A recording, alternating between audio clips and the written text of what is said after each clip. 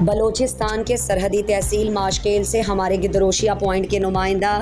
نصیر قبدانی کی رپورٹ کے مطابق جمعیت علماء اسلام ماشکیل کے سینئر رہنماؤں چیئرمین یونین کونسل زاوگ میر ملا عبید اللہ ریکھی کی سربراہی میں میر حاجی نذیر احمد محمد حسنی، میر خالد قبدانی، حاجی پیر محمد قبدانی، میر مصطفیٰ ریکھی، جنرل کونسلر میر مراد خان، میر شبیر احمد محمد حسنی اور دیگر نے ماشکیل میں پریس کانفرنس سے خطاب میں کہا، ہم نے ایم پی واشق حاجی زابد علی ریکھی کو ووٹ دیا مگر اپوزیشن میں رہنے کے باعث کبھی ان سے گلہ نہیں کیا، لیکن گزشتہ 2 سالوں سے حکومت میں ہیں مگر ان گزشتہ 5 سالوں میں دیگر کلیوں کو نوازا گیا، لیکن ملازمت بجلی، سولر انرجی اور دیگر منصوبوں کی شکل میں ہو ہمیں محروم رکھا۔ انہوں نے کہا کہ جمعیت علماء اسلام اور اتحادیوں کا پریس کانفرنس سوالیہ نشان ہے۔ ایم پی واشق نے 5 سالوں میں ہمیں انتقام کا نشانہ بنایا۔ انہوں نے کہا کہ ہمیں وہ مقام نہیں ملا جہاں پر ایک سیاسی جماعت میں کسی رہنما کو ملتا ہے۔ میر حاجی نذیر احمد محمد حسنی نے کہا کہ جمعیت علماء اسلام میں شمولیت کا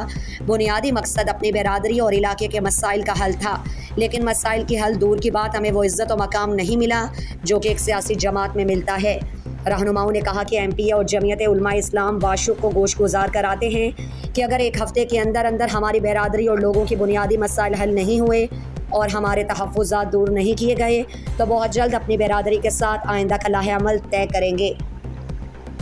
مزید دلچسپ معلومات اور خبروں سے آگاہ ہونے کے لیے Gedrosia point Facebook page, Instagram, Twitter کو فالو اور یوٹیوب چینل کو سبسکرائب کریں۔ بیل آئیکن بٹن دبانا نہ بھولیں